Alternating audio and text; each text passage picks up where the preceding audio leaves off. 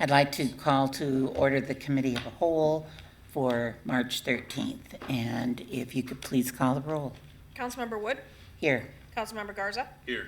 Councilmember Hussein, Here. Councilmember Spatafor, Present. Councilmember Spitzley, Here. Councilmember Jackson, Present. Councilmember Brown, Present. Councilmember Cost. Here. 8 members present. Okay, thank you. Next on the agenda are the minutes from February 27th. Vice President Garza. Thank you, Council President. I move the minutes as written of February 27th. We have a motion on the minutes. Are there any questions or concerns? Seeing none, all those in favor say aye. Aye. Opposed? Passes unanimously. This is an opportunity for public comment. If there is anyone in the audience that would like to make public comment, this is the time to come to the podium, and you will have 3 minutes. Is there anyone here that would like to make public comment? Seeing no one, we will move on to our agenda. The first item on our agenda is a presentation by the Lansing Police Department by Chief Ellery Sosby for an update on the American Rescue Plan Act funds and the current budget that he is in. And if you would come to the well. And Chief, if you'd make sure the green light is on your microphone. Okay, what we will do is open it up to you for your presentation, and then we'll take questions from council members. I first do want to take a moment to thank you on behalf of council. About a week ago, we had a threat that was at City Hall, and we appreciate the fast response of the police department in handling that threat and keeping us informed as to what was going on. We want to thank you and your officers for the work that was done with that. So I want to thank you for that. Thank you, Madam President. I appreciate that. And thank you, Council, for having me here, giving me the opportunity to come and present an update for our ARPA funds that were allocated by this panel for the police department. Starting off with the Police Athletic League allocation, the funding for programming, events, handouts, trophies, jerseys, shirts, etc. Sponsorships for training with our great instructors, basic school resource officer training, and national best practice, which are building blocks for our police and youth interaction. So far, approximately $5,000 has been allocated for said spending on great and SRO training. Additional programming materials for police, community, youth, athletic programs will begin later this month. Great PAL is combined effort for a pool tournament on March 30th, partnership with Lansing Boys and Girls Club. Members of Great PAL, LFD will all be in attendance for that event. The Great PAL Esports and E-Recreation event is a tentative date on June 13th, which is a rolling interactive video game and mentoring and leadership themes with our Lansing youth throughout various locations in the city. And annual PAL Skills and Drills basketball camp this summer. The event will be held at a designated city park. That date is yet to be determined depending on coaches and staff availability, and that is just 3 examples of what the PAL funding, we are hoping to utilize that PAL funding for, and many more to come throughout the year. Second is the record digitization project, allocation of $50,000. LPD has already started this process with a vendor. So far, we are impressed. Test cases from records divisions were sent out for digitization, checking for accuracy and making sure everything was included. Criminal case records, investigative records. Both cases were well received. A third test case involving internal affairs records is still being digitized. A request for a meeting with IT to determine how to store these files has been requested, but we are full speed ahead on that, hoping to get rid of many of our cold case storages, which is an ongoing yearly cost to the city at around $25,000 a year. So hopefully that will be minimized, almost depleted. The third topic is the laptops for our training. Obviously, we learned a lot of things during COVID with distance learning and being able to not be able to be face-to-face. the effort here was to make sure that we were adequately equipped to continue on with our plan of being well-trained by purchasing laptops from IT for our training division. Those units are received and have been in place and in use this week. So that was a big success. Many training vendors now prefer a Zoom training platform now. So in this way, we can train more people that necessarily isn't hands-on, more of a classroom training, more people in one location. Next item is our safety barriers. Those were purchased. The system and trailer were received and from the vendor, and they were in place for this year's Silver Bells. The barriers were out. The trailer was not, based on some supply chain issues, but we have everything now, and it's been paid in full. And the last one is the RMS. Exxon is still building out that system for us, and we reworded and reworked the contract for a long-term savings of $1 million plus over the term of the contract to make sure that we have the accurate, a fully functioning, which we don't have now, records management system for the officers to make sure that their records or their reports are written, cataloged, and appropriately sent through the various partnerships throughout our state, including prosecutor's office, state and federal government. And that is all of our ARPA spending. Okay, questions for the chief? I see any questions for the chief? Yes, Councilmember Jackson. Thank you for your presentation. What is it about the barriers that the need for the barriers that was exacerbated by the pandemic? It's just because like the ARPA funds, had its categories, and it's not necessarily just your department. I kind of been going on all of them because it just seems like a lot of the uses, including I'm thinking maybe barriers, are just needs, and I just wondered if you had any explanation for how it's related to the pandemic. Well, in my opinion, the pandemic, not only the pandemic, but the political strife that we've seen around the country has elevated the threat level for vehicle-borne attacks on any large gathering. It's just exacerbated my concern that I've had for many years here in the city about our open-air events that we have, such as 4th of July, Silver Bells, and some of the other things that we have where we're in the streets and easily accessible to vehicle-borne attack. And over the last 2 to 3 years, I would say that that because of COVID and everything else that is happening in our political world, that has been a elevated concern in law enforcement. Thank you. Are you done, Councilmember Jackson? Councilmember Spitzley. Thank you, Madam President. Thank you, Chief, for being here. And again, I'll say it publicly, you guys really stood up and did a great thing. We thank you for your service during that horrible time regarding the Michigan State shooting. I know you guys were on the front lines in approaching the suspect. And, one of the questions I guess I would ask you is was there some follow-up to your officers, for trauma or addressing that? How does that happen? Yes, there was, and thank you for the words. Yes, we had just under 100 of our officers respond in some manner to MSU, which is a lot. We had approximately 15 to 20 of those officers who were very involved in clearing of those buildings. So they had more, I will say, more trauma than some of the others. We have been very active and aggressive about mandatory treatment for those individuals, whether they think they need it or not, because they need it. And that's my stance on it with them.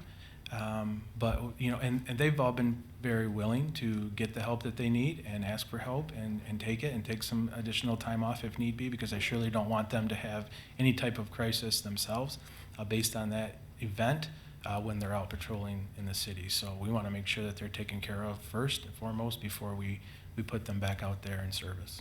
I appreciate that. Thank you. You mentioned part of the ARPA dollars was for the digitization of files, and you did mention cold case storage. So you know I'm a fan of working hard on cold cases. And at one point last year in the budget, we did put some money in there to put together a unit.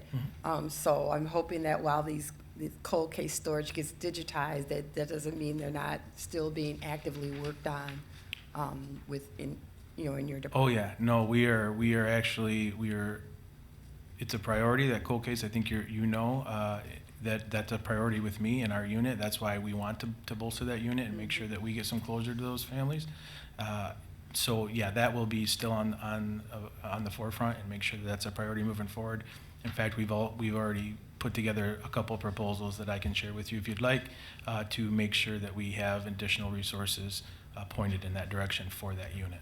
Well, I mean, I think as budget time is coming up, if that's something where you're looking for extra dollars or you want to update, council, I think we should, I would love to hear about that because I'd like to support it as much as I can. And then the final thing is, can you give me an update on the community police officers and where we are on hiring community police officers? Sure. So we have 8. We have 12 slots. We have 8 currently staffed right now. And we are hoping by midsummer to have enough to where we can start filling. We have several vacancies, not only in our community policing officers special assignments, but some of our other special assignments as well. Now it is a priority of me and the mayor to make sure that those get filled first, and to make sure that those are filled as soon as possible. With that, I have to say that with the hiring staffing issues that we're facing now, that is getting better. I will say that is starting to rebound, and I'm very happy with our latest process. That I'm very optimistic that we will have those filled this summer. All right, thank you. And I've seen the advertisements and stuff. You guys are doing a good job of getting that out, advertising for new officers. That's all I have, Madam President. Thank you. Are there, Councilmember Cost? Thank you, President Wood. Thank you for being here, Chief. I was just wondering if you could briefly give me a quick update if we have started ticketing the landlords that are allowing people to live in red-tagged homes. We have not ticketed anybody as of yet. However, the plan is in place. I just had a meeting with my captains today at 1 o'clock, and they have the plan in place along with code. We have what we need to do, and the city attorney has been in those meetings and involved in those emails as well. We have a plan to move forward. We haven't ticketed any of the owners yet, but that will be coming shortly. I appreciate it. Thank you. Are there other questions? A couple that I'd have for you, Chief. I know one of the issues that came up was working to try to achieve a database that would be in dispatch so that when calls came in, dispatch would be able to tell the officers whether the house was tagged or not. Have you seen any progress on that? I have, yes. I think that's going to be something that's doable. It's difficult since our dispatch is in Ingham County dispatch. It's harder for me to tell as opposed to ask, and they're staffed with issues just like we are. So, but the director is very helpful, and I have no doubt that we'll be able to get that done. Okay. And then you said that staffing was starting to rebound. Do you happen off the cuff to know how many officers down we currently are? We are currently, well, so we are currently open. Open, okay. 15 spots right now. So, but we have several in the academy right now, and we have a few that are in FTO right now as well. But I can tell you that we have more applicants for this round of hiring than we've had for the last 2 combined. So that is very hopeful for us. Great. And then, part of our issue is as fast as we end up hiring, we have people retiring. And you've got another school, a group that came in together that are going to be retiring. Do we know how many, approximately, how many officers we might be looking at? Leaving this year, you mean? Yes. I think we're looking at another 12 this Okay. year, in the calendar year of '23. Okay. And we're still working on the front loading. Correct. Okay. Yes. And then I know that you gave a great deal of information to the Ways and Means Committee when you talked about the records system and that. Could you give a little bit more information to the other council members about what this is hopefully going to allow officers to be able to do? Sure. LPD in 2018 took on what we call SRMS. It's a state-run records management system. We were promised the world, and it was far from that. It's been a complete failure, in my opinion, and it is completely inefficient in the fact that when an officer needs to write a report, they spend an enormous amount of their day, of their shift, sitting behind a computer waiting for the circle of death to stop. It's constantly has outages and failures. It is a system that the state police monitors and runs, yet they don't use it, and that's very telling. What we've done is we've reached out to several vendors over the past several years and tried to find a system, records management system that fits our needs here in the Lansing Police Department. And part of that is the accessibility and availability of data transfer through our body-worn cameras, our tasers, our fleet cameras in our police cars that we already have through the company of Axon. They all work together and are very integral in making that process of report writing much simpler and more efficient. So we reached out to Axon and made sure that they knew our needs. They've done many studies and come into the department many times to gather input on our needs here in the Lansing Police Department to make sure that it fits for us. And so we have contracted with them. We already have a contract with them through our officer safety program with our tasers and cameras, but this is an additional contract, extension of that contract to encompass that records management system, and that's an 8-year contract, which would save the city, over $1 million over the term of that contract, based on what we negotiated. And can you give us an idea of time-wise, from writing a report now with the equipment that you have now versus? I would say that it would take an officer an hour to write a very simple report between getting logged in, getting it input, and then the validation process, which is the lengthy part, where a lot of the technology that we won't have right away, but we will have eventually with the Axon. First of all, the Axon would cut that. I would say I'm hopeful 65-70% time because many of the technology is based off, like I said, the intricacies of our cameras, our input of our IR, or I'm sorry, the word slipped my mind, but the ability to, I'll give you an example. Put up a letter or a driver's license to the camera, and it would populate the report without the officer even typing it in. That's an example of the technology change that Axon will provide that RMS currently does not, SRMS currently does not. So a time saver, a lot of dictation, a lot of voice control through Axon that SRMS isn't capable of doing.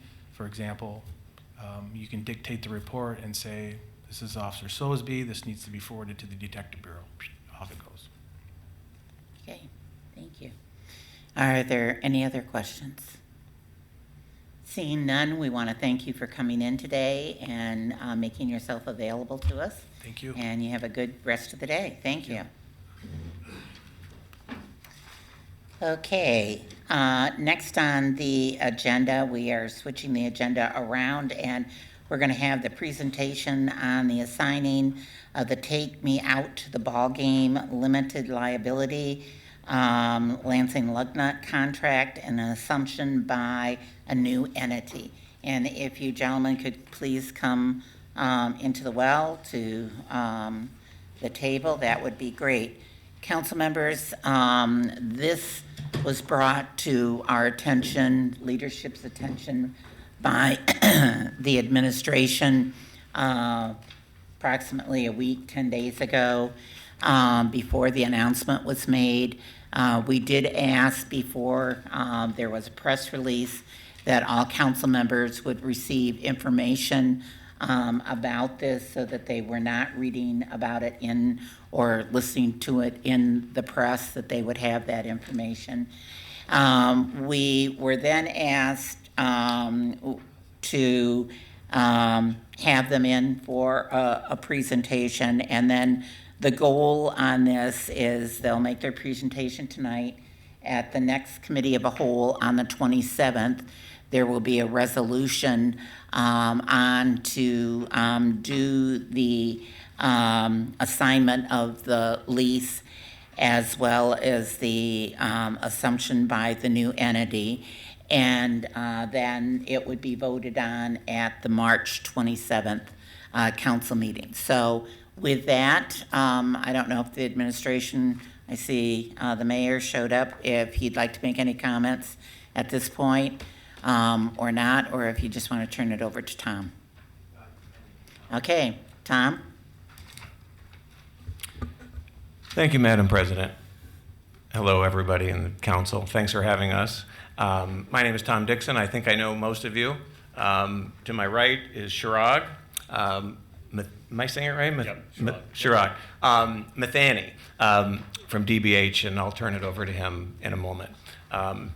If you would just indulge me, I remember sitting here just under 30 years ago talking about bringing a minor league baseball team to Lansing with Dave Hollister as mayor at the time. And our objective was to help renovate downtown Lansing. For those of you who were around 30 years ago, almost 30 years ago, like I was, you know that we've come a long way in that objective. And I actually sit here very proudly today, feeling pretty good about what we've been able to accomplish in 30 years. We've had a lot of fun, which was part of our objective, but our real objective was to help renovate downtown Lansing.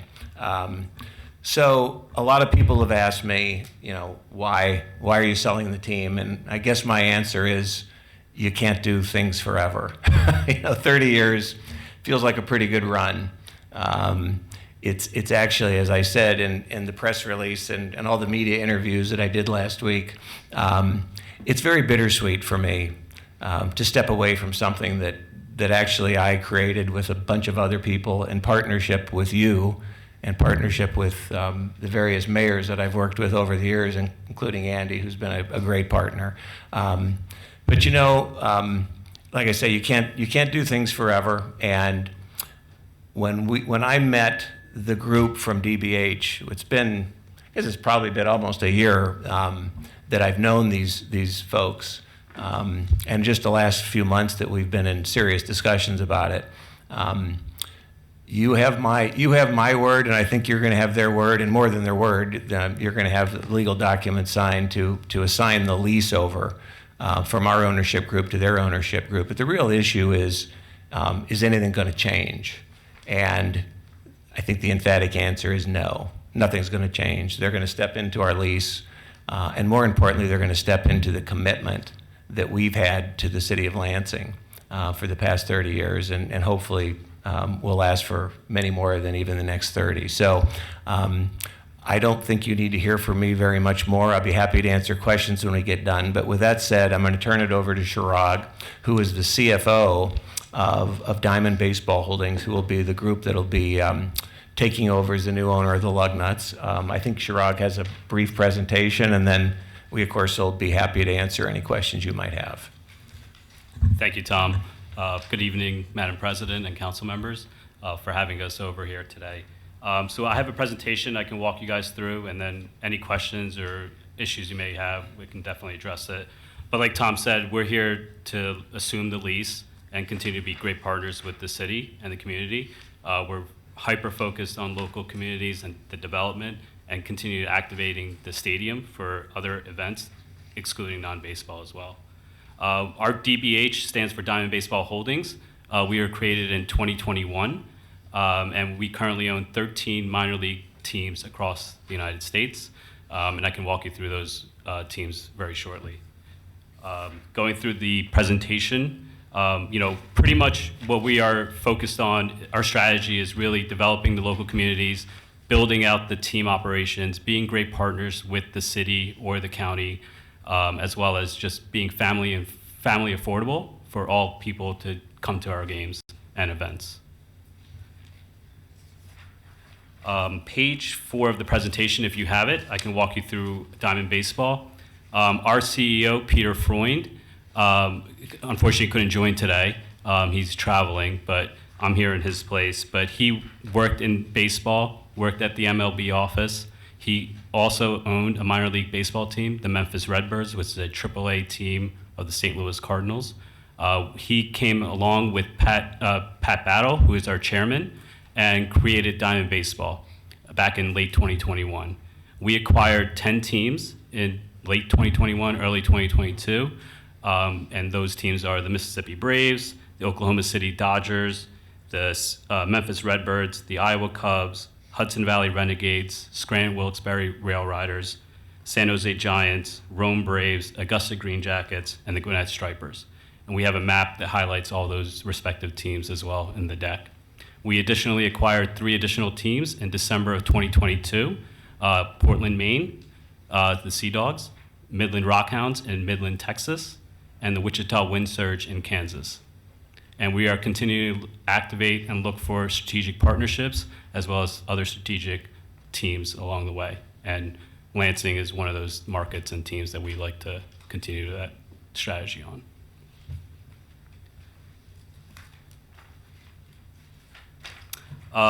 And then page 5 is, again, who our chairman and CEO are, in case you needed additional information on them. Page 6 is just talking about kind of our strategy, which I kind of highlighted for you all. Continue to, activate the market, be great partners in the local community, as well as just driving the local brand for all minor league baseball as well. Page 7, those are the teams I just quickly highlighted. As you can see, we are located all over the United States. We have multiple teams. We're not centrally located in one region of the U.S. as well. And we have great affiliations with multiple major league teams. We have the Atlanta Braves, the New York Yankees, St. Louis Cardinals. We own the AA Oakland Athletic team as well in Midland, Texas, as I noted. The Giants, the Dodgers, and the Twins as well. And some of the extended resources, which is on page 9, just continue to highlight, like, hey, we have a great relationship with Major League Baseball. We're here for the long term. We have other great partners that we work with, such as Fanatics, Learfield. We're looking at improving all of our minor league operations with great technology, like Core, which is like a CRM tool, as well as various other sponsorship activation tools across all of our teams. That's pretty much my presentation. Any questions that you may have, council members or Madam President? Before I open it up to questions, did the city attorney want to make any statements about the lease at this point? You need to put, yeah. We have reviewed the assignment documents and the assumption agreement, and we're pleased with that, and prepared the resolution for your consideration. This lease runs into the 2030s, and there are no changes with the actual terminology of the agreement. So it's basically stepping into the shoes of TMO. What we are interested in, since this is coming back to COW, Committee of the Whole, if you have any questions at all, that you could get those questions to us, and we'll be prepared to answer them for you at the committee before you approve the consent. The assumption. We've decided that the council has to approve this agreement, and that's why this is before you. Okay, thank you. Vice President Garza. Thank you, Council President. Good evening. Thanks for being here tonight. It's exciting times for the city of Lansing. I appreciate that the branding's not going to change. It's going to be like a seamless transition. However, will there be any kind of capital improvements being done this first year of you taking over ownership? There are some capital improvements we will be doing at the stadium, some furniture and fixtures, some internet stuff, and then some F&B operations, some technology that we're going to obviously invest in. Thank you. Councilmember Jackson. Thank you. I have two questions. First is, how did DBH get involved from TMO as far as, did you put out like we're thinking about selling this to everyone, or is it kind of like, we know they're in the business of buying minor league teams? That's my first question. Yeah, good question. It's baseball is a surprisingly small industry, and I knew Peter. I've known Peter for many years because of his ownership of the team in Memphis. Actually, to answer your question, I met Peter and Pat, or I met Pat for the first time about a year and a half ago at the baseball winter meetings, and that's where the subject first came up. These gentlemen said they were in the process of acquiring multiple teams, and I said, at some point we're going to have to, when I go completely white, we're going to have to think about selling this thing, and that's really how the process started. It was really kind of informal about a year ago. And my second question is, I heard you say here for the long term, which is, I don't know, it's a little bit kind of what it is because it's only been around like 2 years, if that, like your whole organization. But also you said trying to be great, like your plan is to be great partners with the local communities. I guess, how do you balance that with already having 13 teams and looking for an additional one? Like, are you great partners with every community and do all these great things for everyone, or does that spread it thin? No, it's not. It's a great question. We're actively involved with all the local cities and communities. We have a GM. We're not going to make any changes from the front office perspective. So we make sure that our local communities have a direct line to our team. And if we need to get involved, we do get involved. But we have great partnerships from all of the 13 current cities and markets that we work in or play in.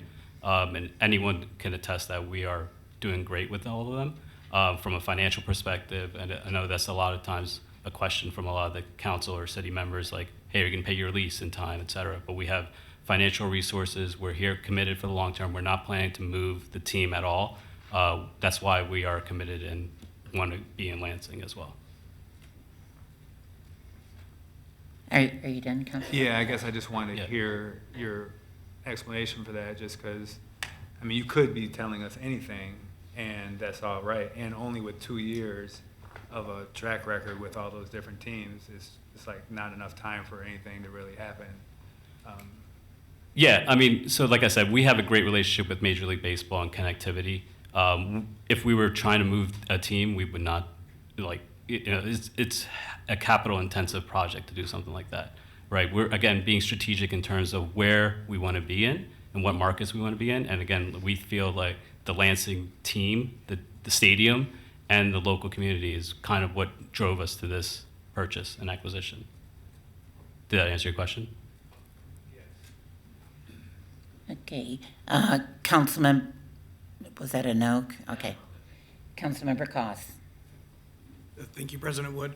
So the ballpark actually sits in the ward that I represent, so it's near and dear to my heart. I know that Vice President Garza had asked you about what capital investments you're going to make in the ballpark, but as you're aware, I'm sure there is going to be more investments that need to happen other than, I think you said furniture and fixtures right now. The infrastructure is aging. It's, 30-year-old ballpark, the roof, HVAC. So I see the ability to infuse capital. Are there any plans moving forward to put money back into the stadium? Yeah, I think we would have to come and address it with you guys locally and figure out like, hey, is there a partnership that we can work with the city? Maybe it's we put in some capital, the city puts in some capital, and we become partners. And we've done that in our various markets as well. So we are here for the long term for that aspect as well. Well, and I appreciate that because, we are the ballpark owners, but at the end of the day, we got to work together. And then the other question I had was that you had mentioned non-baseball events. Do you have an estimate right now of how many you're thinking that you're going to bring in? Yeah, so I think the current Lansing team does a great job with having multiple events. I think they do probably close, over 200 probably events in a given year. But we are looking at other promoters bringing in a Savannah Bananas or a Nitro Circus or other concerts or comedy shows, across all of our teams and not just one market. So hopefully have a touring aspect of it. And that's a work in process right now. Savannah Bananas. I only know about them from TikTok, so I appreciate that. They're worth seeing. Okay, other questions? I have a couple questions for you. First of all, knowing the narrow amount of experience that you have from 2001 on in the league, can you give us an example of other business ventures that these gentlemen have been and yourself involved with? Yeah, so Peter Freund has, like I said, he owned the Memphis Redbirds, has other minor league stakes as well as other sports properties. And then Pat Battle is the chairman of Learfield as well as has multiple businesses and operations that he works on as well. And then again, we have a PE firm behind us as well that has stakes in various other companies. Okay, but you're not giving me any other names. I mean, are there some names that we might be familiar with that you could give us? Yeah, as so from references? a private equity perspective, Okay. Silver Lake owns Dell, has a big stake in Dell Okay. Technologies, City Football Group, the rugby team in New Zealand, Fanatics, where a lot of people buy merchandise from, Endeavor, which has runs UFC, professional bull riding, and various other technology companies. If you go to the website, you could clearly see all the various stakes that they have. Okay, thank you. We talked a little bit about some of the investments that need to happen with the stadium. We're well aware that the city owns the stadium and that every year we put money back in our budget, which we'll be getting on the 27th, the day that we have this item up for approval. And part of that was some additional dollars that we agreed to put in to meet the major league requirements. My understanding is some of those costs are going to exceed what we had originally thought that those costs would be, lighting and things like that. So when we're talking about, and you indicated sitting down with partnerships and that, has there been any discussion with finance or the mayor's office about that? Not on my behalf, and I don't think on theirs either yet because they're not the owners. So no, we haven't had any further discussion. Yes, Mayor Shore. Thank you. We actually have had discussions with the folks at the ballpark about responsibilities, who would have to take on what. We've had significant conversations about that, and we'll provide you more information when we introduce the budget, if that's probably the appropriate time. But we've had conversations with a few of the folks there to say kind of what's on ours and what's on them within the stadium, Okay. involving LEPFA, some folks at the Lugnuts, and our finance staff. Okay, thank you. you briefly were discussing some of the other events that would go on at the stadium. Knowing, and Tom, you and I have had this discussion before, knowing when this was originally approved, we were looking to see a lot more events that were non-baseball related because the city ends up recouping more dollars from those events. And so I think we would all be interested in part of the strategy that you would have in looking at what events and that we end up getting promised different events, and then because of the turf or the way the ball field is configured or something else, some of these events are not happening. So, I think we're anxious to see that we have some type of goal that we're trying to achieve here. Yeah, I mean, obviously we can work with you all in terms of what events we're bringing over. There are some events that are cost prohibitive, like if we had a football game or a soccer game that, tears up the field, right? So we just need to be prudent in terms of what events we're bringing into the stadium. Mm-hmm. But yeah, I mean, we could definitely work together with other aspects if we want to do a larger, college baseball game or a larger comedy show or a concert. Okay. All right. They're smarter than we are about the soccer business, apparently. You remember what my vote was? Just had to say that. Tried hard. Okay, are there any other questions at this time? Is there any other information that council members believe that they would like back before us? I don't see anything at this minute. Yes, Mayor Shore. Thank you, Madam President. Potentially good for council members to hear. I got a chance to meet with these gentlemen briefly today, and one of the conversations we had, maybe you can expand on it, is one of the concerns we've always had from the beginning. Well, not from the beginning. I take that back. For the last few years, when we saw MLB eliminate 40 minor league teams, we certainly have always had that concern. We went high A. We put money into the stadium. We did all these things to keep the lug nuts.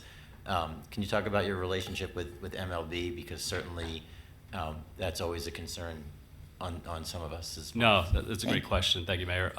So like I mentioned, I think we have great connectivity with MLB. Peter Freund, like I said, worked in the commissioner's office.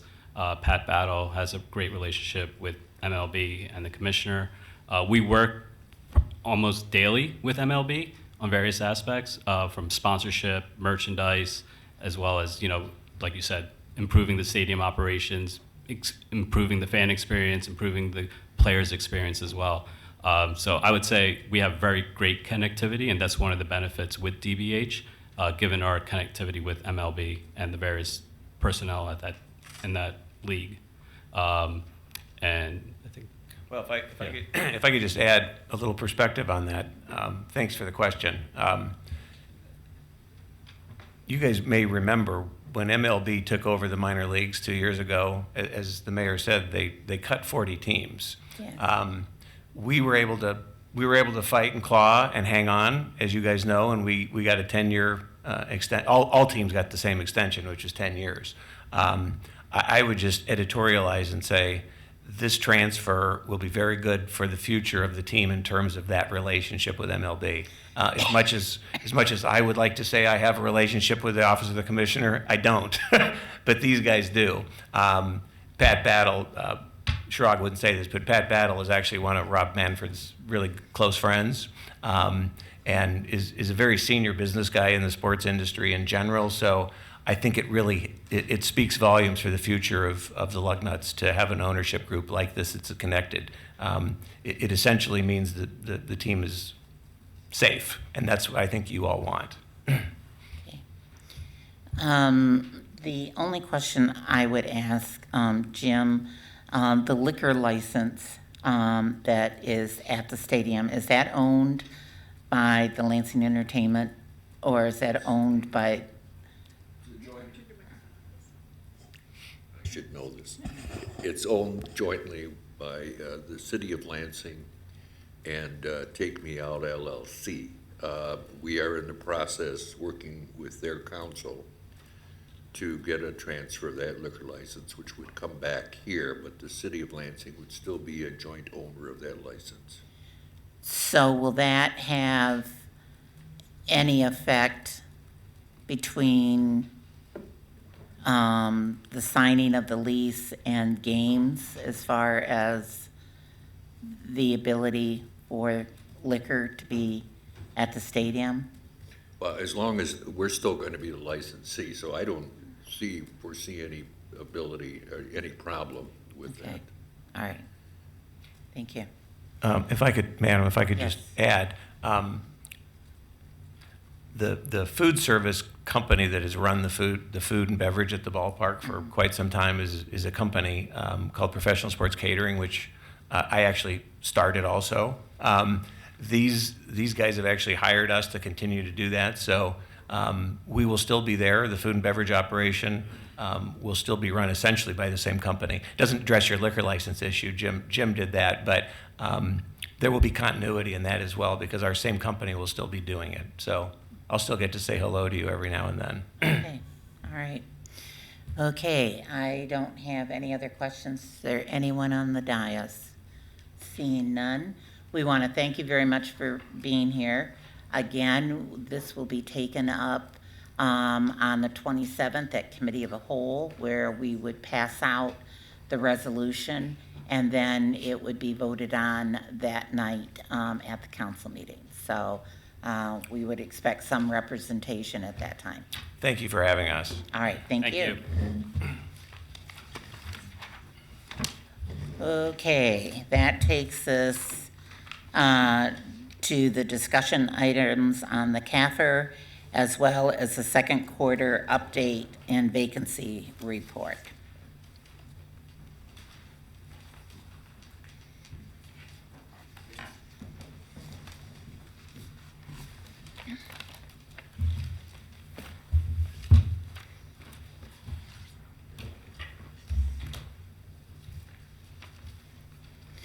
I think where I'd like to start is there were a series of questions that were asked at the committee meeting sometime back, and we asked some follow-up on those. So if you could go over those questions and the follow-up, and if there's other questions that will be precipitated by that, we'll ask those, and then we'll go into the second quarter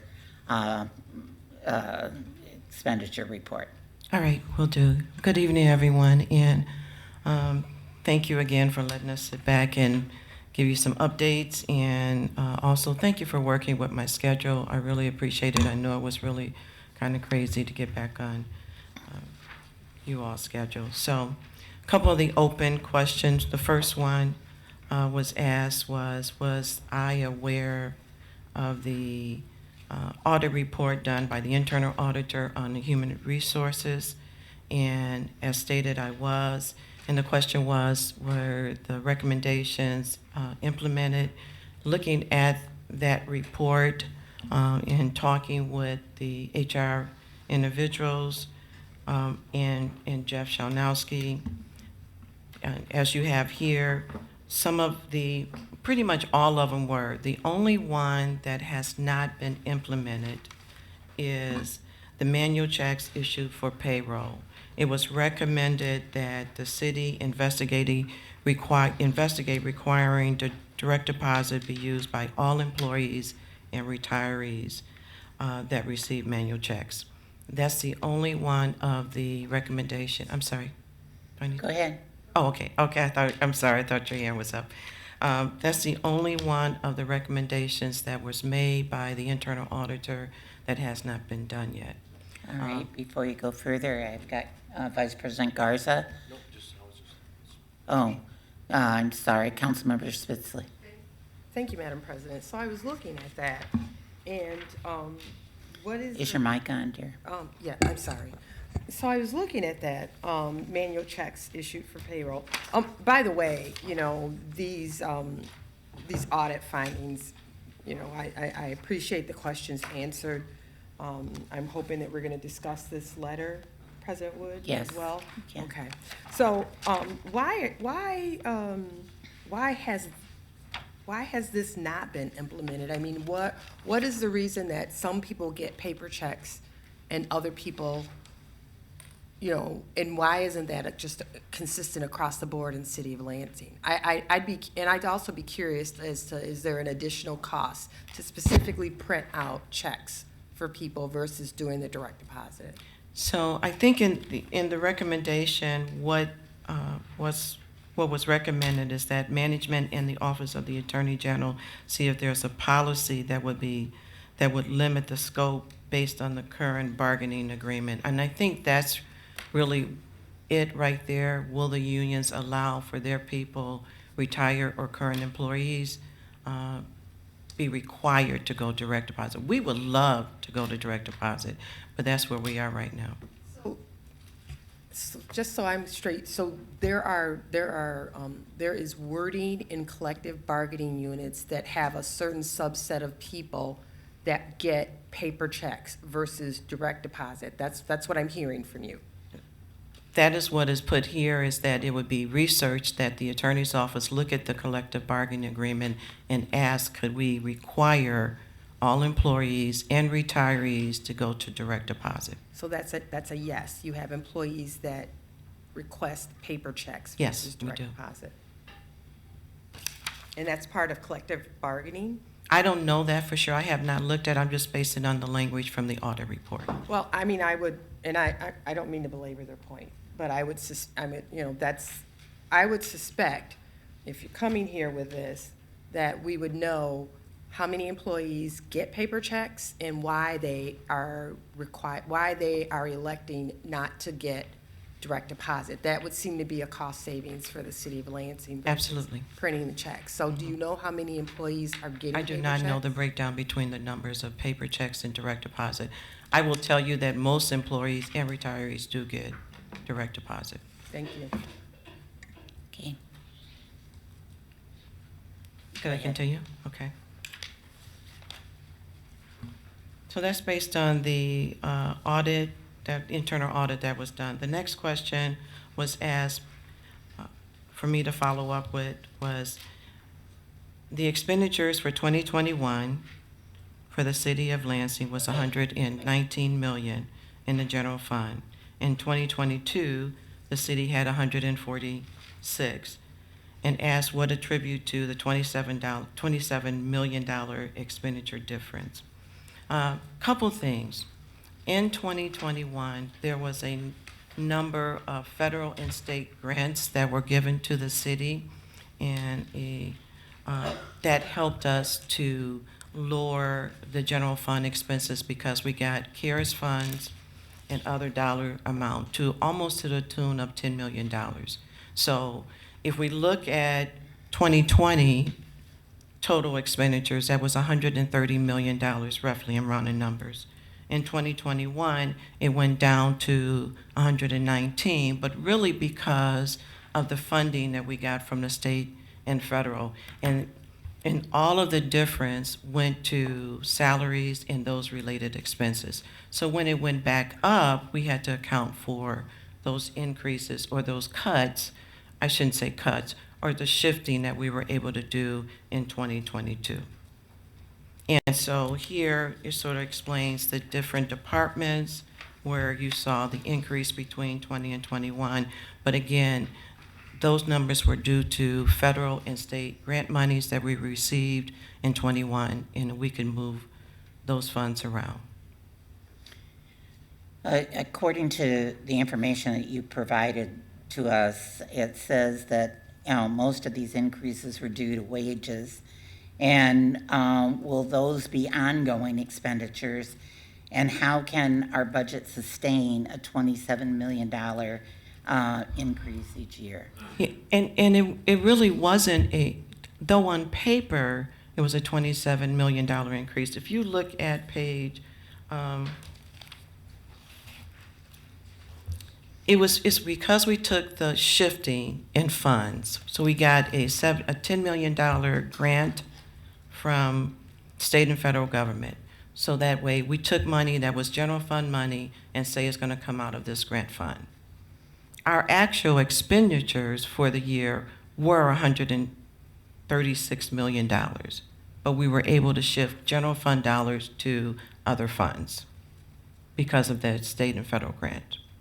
When we went back to what is really considered normal for our budget. So again, if you look at 2020 budget was 130 million. 2021, I've advanced a whole lot, it went down only because of the state and federal money that we got to 119, and then back up because those funds are no longer there. So no, we cannot sustain a $27 million budget, but we got the federal money and we just shifted to a different place. All right. Go on to the next one. The next question was was the decrease in the decrease in fund balance by $6 million as stated on page 34. Yes, that's going to be absorbed by the fund balance. So we're not adding to the fund balance? We're not adding to the fund balance. Okay. Well, no, we're not adding to the fund balance. We're subtracting from the fund balance. That's a decrease. Okay, and you've got here in the general fund transfer out funds of 6.1 million to assist other funds. What other funds? That was probably a misstatement. It's really still the fund balance. You just said we're Did I say not that right? going, The general fund does have operating transfers within them, so yeah, I want to know what funds. that would be, let me see, 234, which is the stadium fund, the golfing fund, the cemetery fund. Those are just three off the top of my head that I can think But of. that's not 6.1 million. No, but Parks Millage is a big one of that. And I get that, but again, that was baked into the budget. Taking that money out of the general fund, we have that in the budget. What I'm seeing here is there was a decrease to the fund balance of 6.1 million. So that was not anticipated. 6.3 on page 6.3, I'm sorry, 6.3. But that would have been. I'm sorry about that. You're correct, Madam President. Yes, that is correct. We had a decrease in fund balance by 6.3. Okay. And your statement says to assist other funds. What are the other funds? What are the other? So if we had to give, that's a good, yeah. Let me go back to, I'll come back around to that. I'm sorry for that. All I right. didn't have that one. I didn't have that answer. Next question. Expenditures for the 7.6 million in fringe benefits as stated on page 162. That is inter-service funds, and really most of all of that surplus is payroll related, and we would not move that to any other fund. That is Fund 650, and it's a timing, as the auditor stated to us, it's a timing that money was there. You're gonna see it up and down. It was a little higher per the audit, but we would not move that money out because those are payroll-related expenses that are not available to other funds. Okay, how do you budget the internal service fund? Those monies are in and out, so they're No. built in, they're No, built. how do you budget it? Do you say 30% of 40%, 50% of your payroll you're setting aside for this? How are you determining your budget? So in 650, our employees' contribution, healthcare benefits, so those are a number of calculations that we do that if there's withholdings, they go in there until they're paid out. Some of them are percentages and some are our actual dollars that go in those accounts. So how do we budget it? We look at prior years, but pretty much we know what they are. So you don't have a formula, you just sort of eyeball it. It's multiple accounts that are within that fund. I understand that there are. Okay, But I know if we were, and when we've had an internal auditor that we hope to have by the end of this month, that when we would say we wanted to add a position, we'd get a base of the salary, and then based on that, we would get a percentage of what would be the fringe benefits. oh, that we yes, would have okay, to. I got you. So, how do you budget for the internal service fund? Again, these numbers in 650 are actual numbers that we get. We move around between from employees' contribution, healthcare benefits. We're not necessarily budgeting, or they come from our budgeted number. So fringe benefits is budgeted at, you know, the percentages off the top of your head. Oh, off the top of my head, I don't know, but there are different calculations that we use to determine variable fringes and fixed fringes, whether that be healthcare costs, retiree portions, things of that nature. And it just depends on which plan the employee chooses to have will determine how we budget for that position, department, et cetera. So in our second quarter budget, our pie chart, it says that retirement and fringe benefits are 28%. So we look at all of our numbers. We could use the percentage or actual calculations.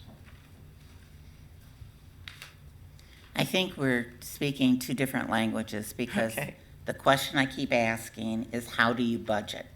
Not what's in that fund right now, not, you know, whether it was over or under, but how do you budget for the internal service fund? And so you don't have an answer for me for that. No, not an exact answer. I will not have that. Okay. You can go on to the next question. The next question was the unrestricted service for fleet, and what will we do with those numbers or that amount?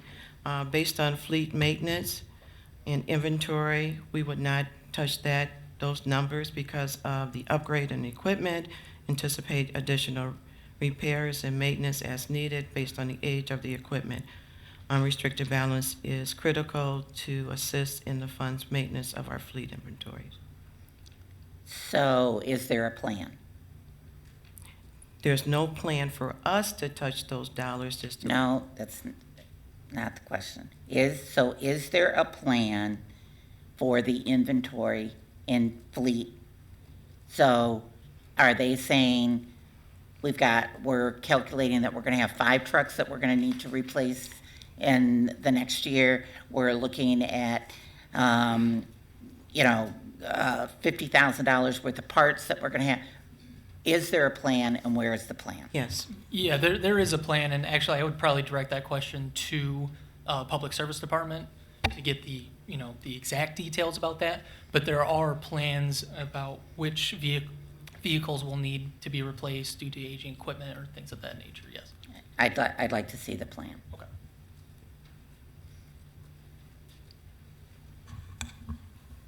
Okay, I'll continue. Yes, please.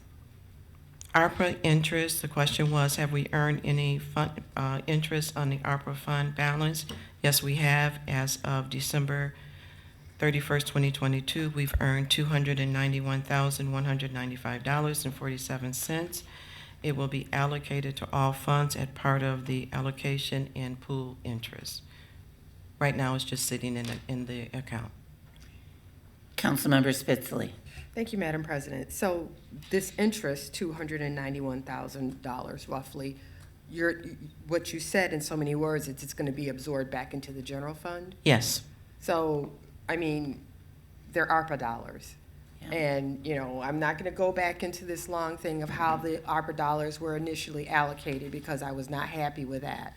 So explain to me then, if it's interest from the ARPA dollars, why wouldn't this be used as some sort of grant funding for the citizens of Lansing because it is ARPA dollars? Why is it being reabsorbed back into the general fund? The federal guidelines did not require that it had to be used under those guidelines for public health, for anything other, all of those guidelines that they put out. It says that the earnings could be used So- in preserving the general. So you're saying, so the federal guidelines are specific to the interest from ARPA dollars and saying that they don't have to be used in accordance with the original guidelines? That's correct. I don't doubt that it's true. I don't doubt that it's true at all. I'm just kind of shocked at it, that's all. So thank you. Councilmember Spatafor? I was going to note that that is factually accurate, and it does roll into our GF, but we can spend it through the budgeting process on things like that. It doesn't have to just go into GF expenditures, but it doesn't have the same strings that ARPA dollars have because they're not federal funds. And thank you, I appreciate that. So I guess, based on that, I mean, I think as a council, we need to look at these dollars and, figure out, how they can be used for the people, whether that's reopening that grant process that we're using or what. I just find it odd that the interest from these dollars are going back into our general fund and not being used for, support from COVID or whatever that the ARPA dollars were meant to be. So I'm going to be looking at this and making some suggestions about these dollars during budget. I think that we need to take a different direction than just absorb them back into the general fund for salaries or whatever. I mean, we already have 2 deputy mayors. We don't really Thank need you. another one. Councilmember Brown? Well, thank you, Madam President. And to Councilwoman Spisley's point, the $291,000, if it is unrestricted, for example, you guys spoke about so many organizations applied for the community funds with the ARPA, and they weren't eligible based on whatever the restrictions were.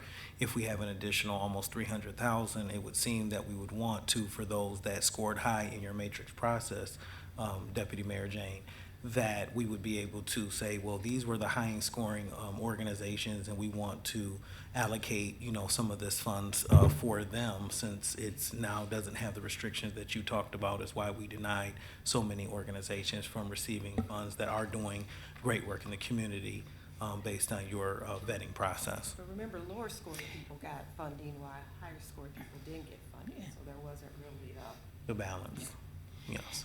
And just to add to this conversation, one, these dollars were not appropriated in the current budget. So you cannot use or make decisions on where those dollars go until it comes back to this body. We've already been there. Pardon? I said, because we've already been there. Yeah, I know, but I want it on the record that Yes, and it would have to be an appropriation that came back here. So, in looking at this, we'll be receiving the mayor's budget on the 27th. So if the indication is from the mayor that he would like to appropriate those dollars back into the general fund, it needs to be clearly spelled out in the budget so that we're aware of where those dollars are that he's looking at. Okay, with that, we move on to the next question. The next question had to do with the parking service, and if there has been a financial analysis of the frequently parking holidays and how it has impacted the fund, and if the impact of Free Friday and parking means to the future projection given the net position of the current negative. We are putting together a team a financial health team, a strategy to develop a strategy to look at the city's budget, the city's fiscal, where we're going in the next 3 to 5 years, which will include parking. Yes, parking has been losing money since COVID and since the shutdown, and no, we haven't got 100% people back downtown Lansing. As of right now, the general fund has not had to fund it because some of the ARPA dollars also covered lost revenue for parking.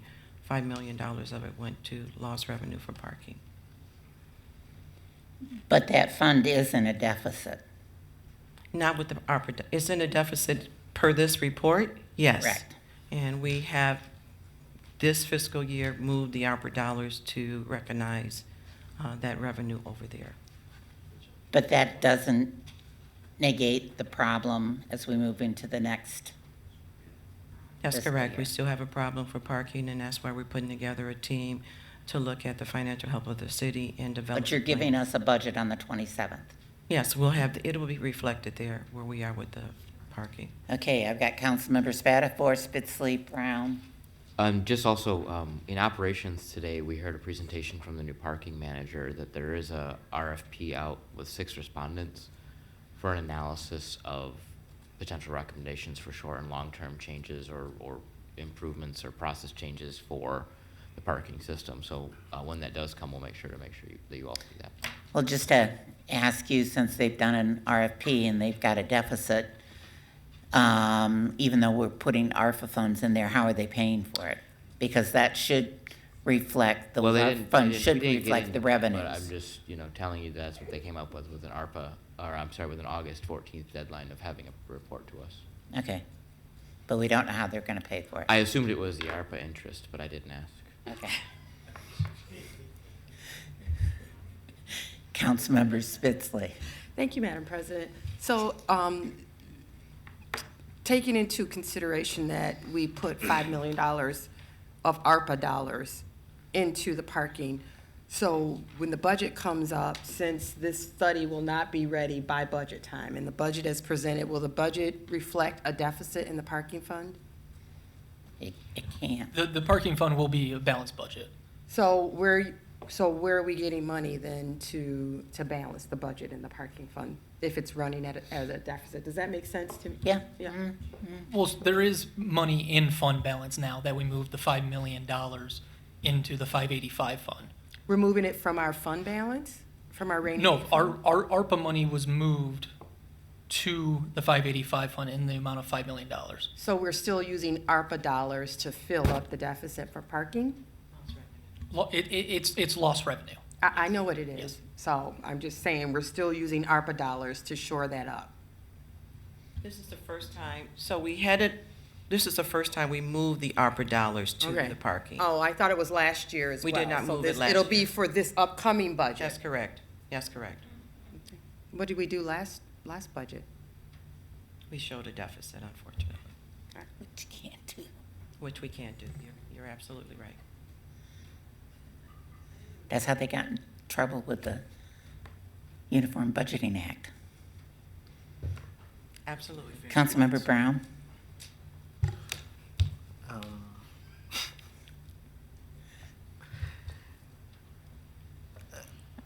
There's been a couple of questions relating, of course, to the finance. So my question, I guess, is overarching.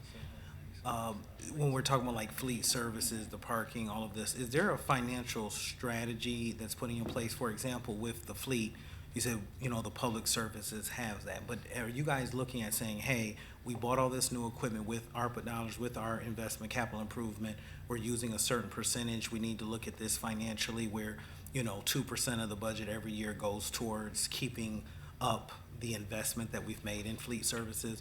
Are you guys having any type of financial strategy for different areas or collectively for the whole city, where you guys are saying, hey, this is the strategy and the methodology or the mindset that we're moving towards, for the city, versus like, oh, this has now happened and now we have this situation and we're trying to cover up this downfall and that downfall? No, you're exactly right. That is what we're doing. We're putting together a team to look at all of these things, parking, and develop a strategy for the city long-term so that we can make sure that there's some stability in our budget and that we have a plan in place. So we are working on just what you said. Okay, so that financial team is looking at everything, not Absolutely, okay. everything. And that team, is that an internal team or part of external contract RFP, or is that under your leadership? Yes, right now it's an internal team, and it's couple people, Shelby and myself, Jane and Jackson, and whoever else want to be a part of this team. Right now it's internal, just to start developing, having a conversation. What are our plans? What do we foresee happening in the city? What's the revenue? How do we go after more dollars? How are we accounting for them? And making sure that we look at everything. Okay, thank you for that. When do you think, as far as presenting or having some type of something tangible for us to really feel confident in? Yeah, we're just in the infancy stage. We're just having conversations right now. As soon as we have some timelines laid out, I'll be happy to share with you. Okay, thank you.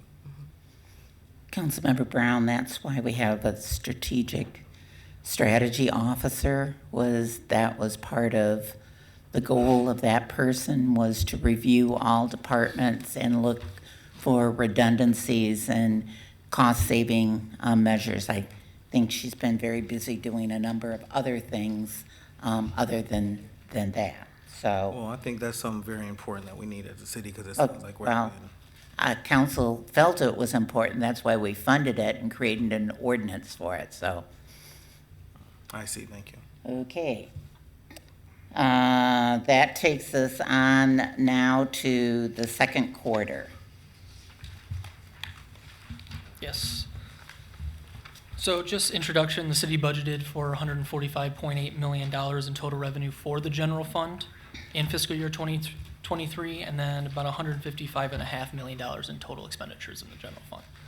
And that difference between the budgeted revenues and budgeted expenditures is expected to be covered by the ARPA reimbursement. I hate to interrupt you, but could you just, for the record, make sure, I think there's some council members up here that don't have your name, so if you could make sure that.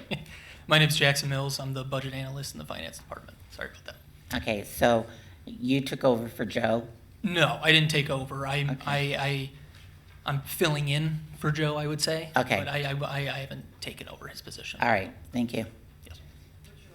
Mills. All right, thank you. Go ahead, sir. So the difference between the budgeted revenues and expenditures, it is expected to be covered by CARE/ARPA reimbursement. And that's not to say that the budget is not balanced. The ARPA revenue loss money is a revenue line item in the budget that was approved, and we view it as revenue. So the budget is definitely balanced. For revenues, the general fund revenue collected through the second quarter of the current fiscal year are on track with expectations. 59.7% of the budgeted revenue has been received, which is 0.2% higher than the 3-year average at this point in time.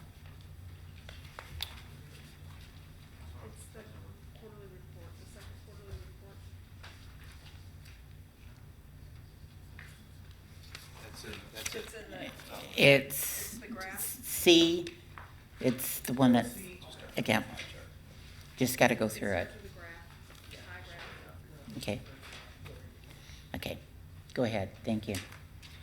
So just things to note, the return on equity is about 17.2% of general fund revenue budget, and that represents payments to the city mostly from the BWO. Historically, these payments have been received semi-annually in December and June. However, the new agreement calls for quarterly payments, and the first quarterly payment was just over $7.1 million, which you see in the quarter 2 report. BWO had notified Finance Department that the second quarter payment will be just over $6.8 million.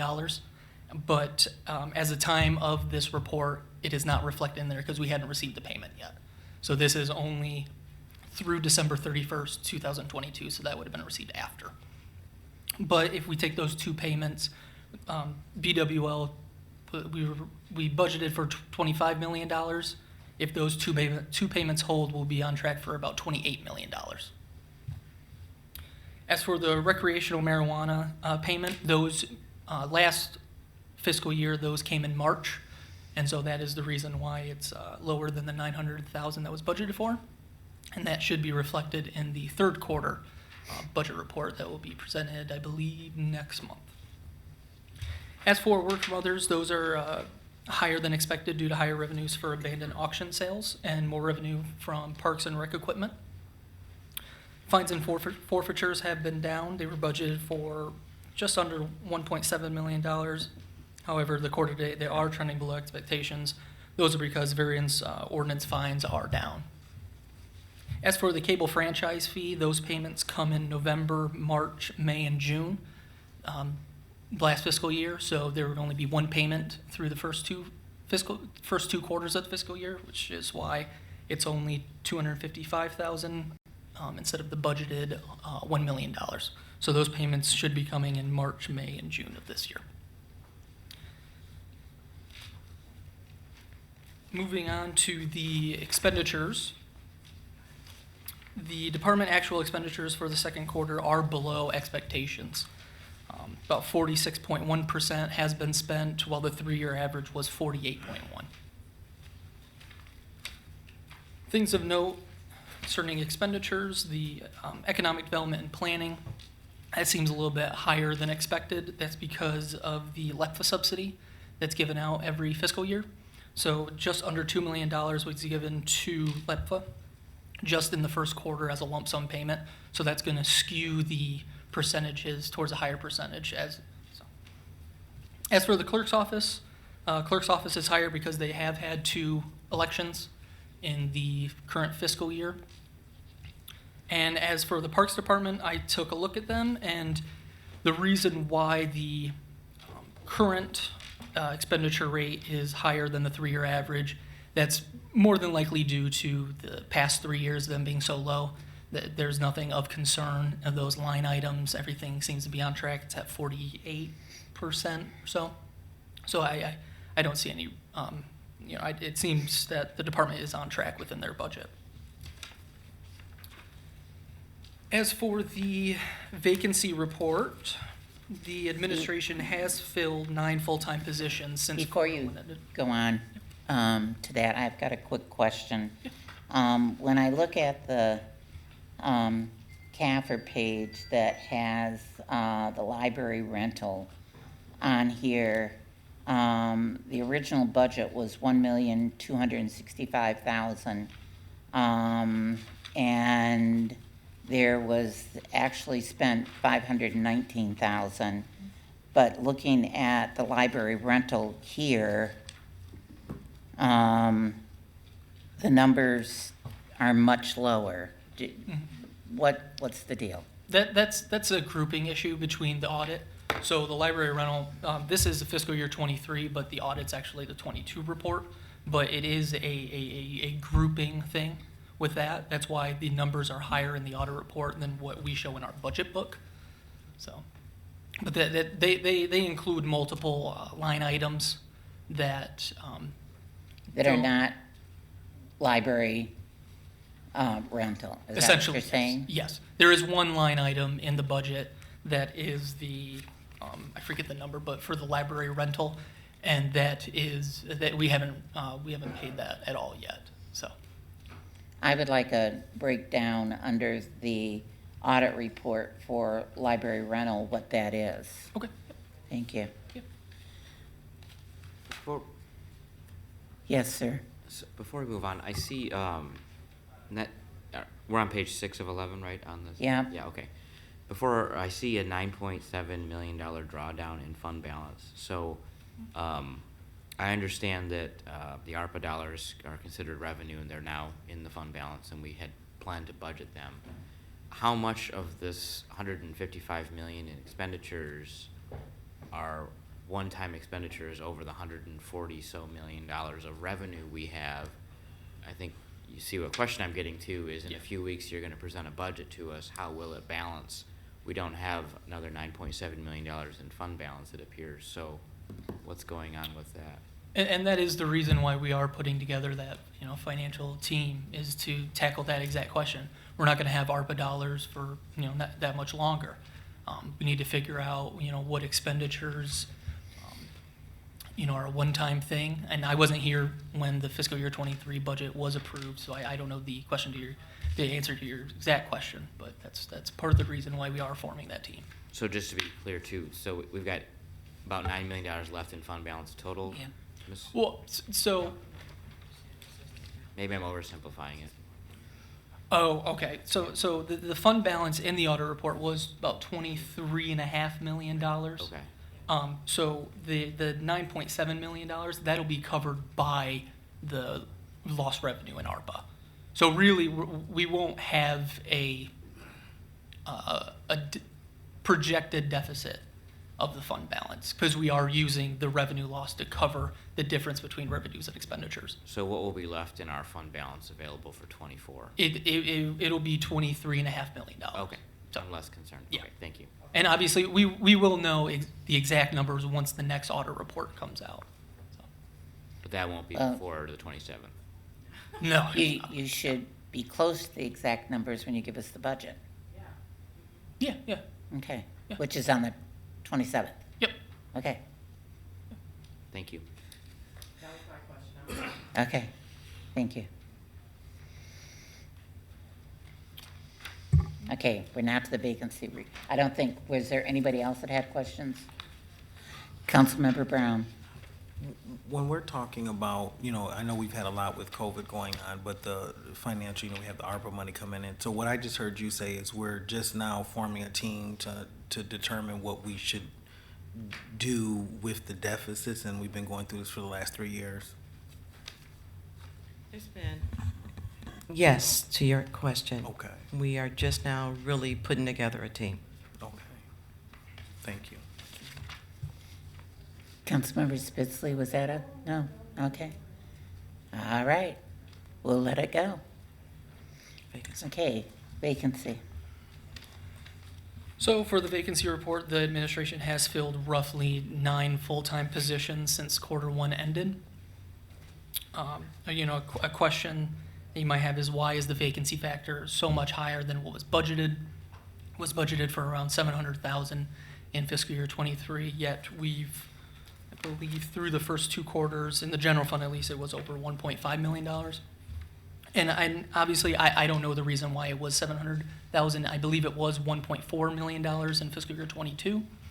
But my assumption is that we always want to be conservative when we're talking about budgets, especially with a particular line item that can change daily depending on the number of vacancies, the plans that each employer or the employee chooses, healthcare-wise, retiree-wise. So that's the reason why that is. But I can take any questions on that. Are there questions? We still have the same issue that I continue to have, and under any of them that say contract, I'd like to know whether some of these you put, there's no budget impact, so I'd like to know these ones that are under contract, are we saving anything while it's under contract or not? We can get you that answer.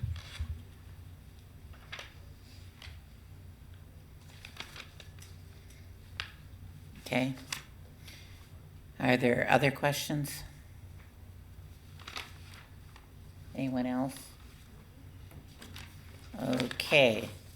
If you could get us back those answers to the questions that we asked, I would appreciate it. Of course. Okay. I think that does it. We thought we were gonna, oh, I'm sorry. Nope, sit.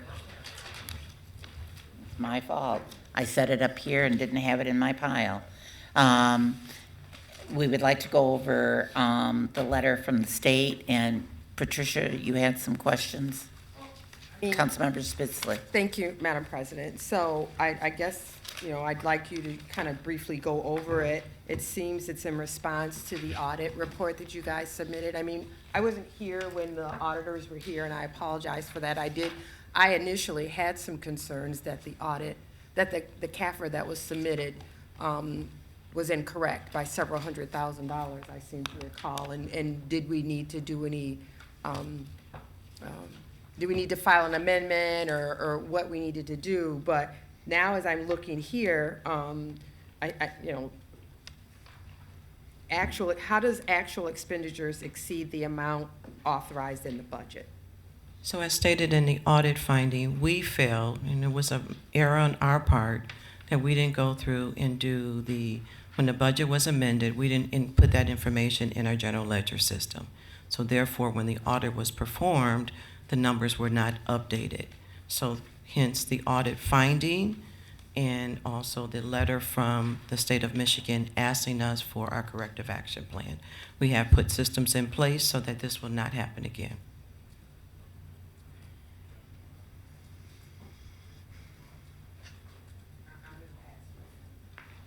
Okay.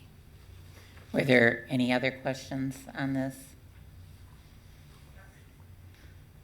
Go ahead, Councilmember Spitz. I just find this fantastic that, every year we have an audit. Every year we come through and every year there are material deficiencies in our audit. And every year we're told that it's because we don't have enough staff, we do this and we do that. And, every year we sit here and the next year is gonna be different. The next year we're gonna have staff. The next year, we're gonna have, these measures in place to address these, and the last audit had the same thing.